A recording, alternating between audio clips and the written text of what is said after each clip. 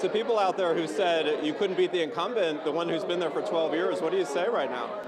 Look, I think we just had a message that really resonated with people. You know, since the beginning of this campaign, we've been discussing how Harris County needs a relentless advocate, a progressive advocate who's going to relentlessly fight for the people of Harris County. And I think that message just really resonated with people, having an office that's going to work for the everyday Joe and Jane and not just a privileged few. And so I think between that and just an amazing team that really fought to get us where we are today, I think that accounts for a lot of it. You said earlier when you were talking to supporters that you're optimistic, but you're not exactly declaring victory just yet. Why is that?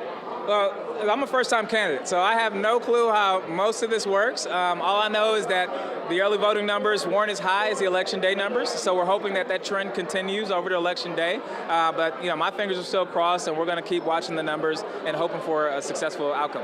So Vince Ryan has been the incumbent for 12 years, correct me if I'm wrong. Why did you decide now is the time to take him on? And you said something else in that speech up there, saying that if you were to win the nomination and to win in November, you'd be the first African-American county attorney here in Harris County's history, correct?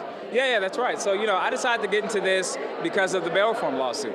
You know, you had judges and hearing officers who were setting bail for low-level misdemeanor crimes at a level that most folks could not afford. And so it resulted in most people either staying in jail until their trial or taking a plea deal that will follow them for the rest of your life. I've been the kid who wrote the letter to the family member saying, I'm sorry you got into this situation, I hope you can get out of jail.